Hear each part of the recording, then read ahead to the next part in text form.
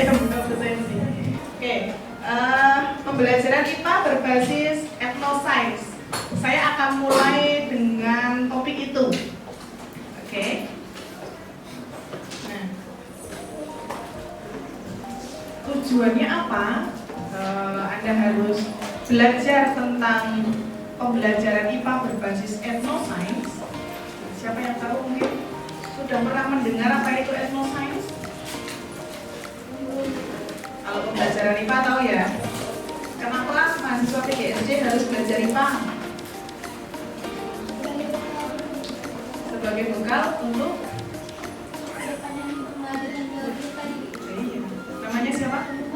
Parisa akan jadi guru SD, akan jadi guru kelas. Nah, berarti besok mau nggak mau harus mengajar IPA. Makanya saat ini kita ada mata kuliah pengembangan pembelajaran IPA SD.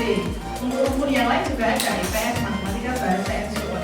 Nah, itu artinya semua dipelajari pada mata kuliah pengembangan. Nah, khusus untuk IPA, kami menyepakati, ya, tim dari IPA menyepakati adanya topik tentang ethnoscience karena kami menyadari bahwa teman-teman ini semua mahasiswa berasal dari berbagai macam daerah. Benar apa enggak? Ada yang dari DIY, pasti ada DIY ngaco. Nah, DIY-nya yang Bantul, Sleman, Kota Jogja, dari Jawa Tengah. Nah, Jawa Tengahnya mana? Batang, Klaten, mana? Banjar, Kaspulonan, mana? Pekalongan, ya. Teman-teman akan bekerja di dalam kelompok untuk menganalisis artikel tentang ethnoscience yang sudah saya siapkan. Tenang aja, artikelnya bahasa Indonesia. Setelah itu dikerjakan hasil telaahnya ke dalam lembar kerja, gitu ya. Setelah itu, nah diskusinya tidak perlu lama-lama, cukup setengah jam aja. Setelah itu baru maju presentasi menyampaikan hasil diskusi. Apakah ada pertanyaan tentang skenario? Aman? Apa yang Anda lihat tentang gambar di depan yang nomor 1, pojokan kiri atas? Sampai apa itu? Siapa yang pernah ke Pantai Krakal? Ceritakan, di Pantai Krakal itu seperti apa? Ada airnya. Ada pantainya, Bagus. ada pasir. Pantai ada airnya. Benar. Dasar. Ada pasirnya. Wow, sangat pandai. Apalagi? Banyak karang. Terus?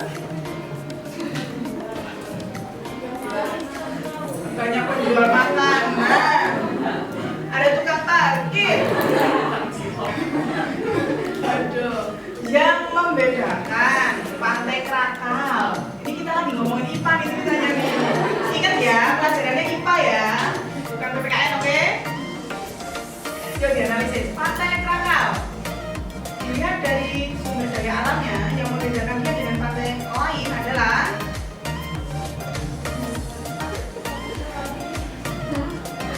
ekosistem lautnya. Kenapa?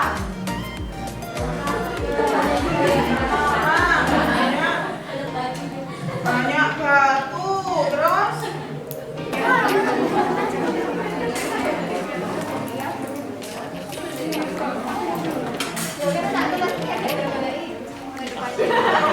dibaca dulu artikelnya ya. Unsur ethnoscience yang ketemu di situ kan budaya atau kalau enggak ya sumber daya lokal kan gitu ya. Coba dibaca di situ.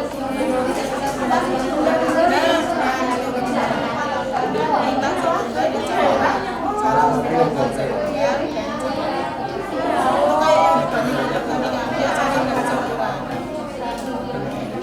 sebenarnya itu tidak hanya bicara tentang campuran, bisa bicara tentang apa? Kalau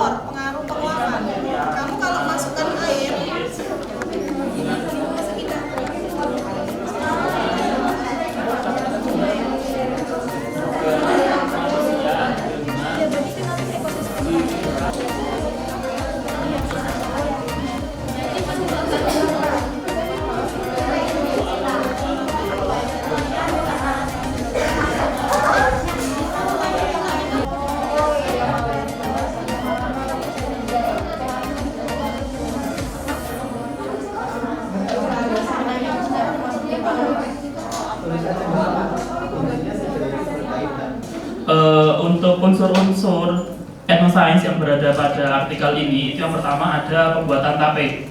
Nah, di pembuatan tape ini sendiri pada sekolah ini itu diterapkan di tingkat kelas 4, yang dimana proses pembuatan tape dilakukan di sekolah sehingga siswa dapat mengamati proses tiap saat hingga menjadi tape. Jadi di SD Muhammadiyah ini itu ada proses pembuatan tape di kelas 4 yang Yaitu yang nomor 3, membatik. Membatik itu merupakan kearifan lokal yang ada di Indonesia sekaligus satu ciri khas di mata internasional. Nah, kegiatan membatik sendiri itu dilakukan dengan dapat dikaitkan dengan berbagai mata pelajaran, yaitu salah satunya mata pelajaran sains. Nah, pada pembelajaran sains ini bisa dilaksanakan di tingkat sekolah SD, SMP, dan SMA. Pemetaan etnosains dan materi IPSD yang pertama yaitu dalam pembuatan HP, muatan materi IPA-nya yaitu perubahan wujud gas kimia atau fermentasi pada lagi saat pembuatan HP. Yang kedua, pembuatan serabi, muatan materi IPA-nya pembelajaran zat adiktif yaitu dalam pengembangan serabi menggunakan soda kue. Yang ketiga, membatik, muatan materi IPA-nya yaitu perubahan wujud benda saat lilin mencair dan membeku setelah digoreskan di kain batik.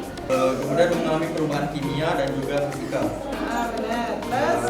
Selanjutnya pada proses pembuatan batik, saat lilin meleleh karena dipanaskan, kemudian penggunaan canting untuk pembuatan batik dari wujud cair ke padat, mengalami perpindahan kalor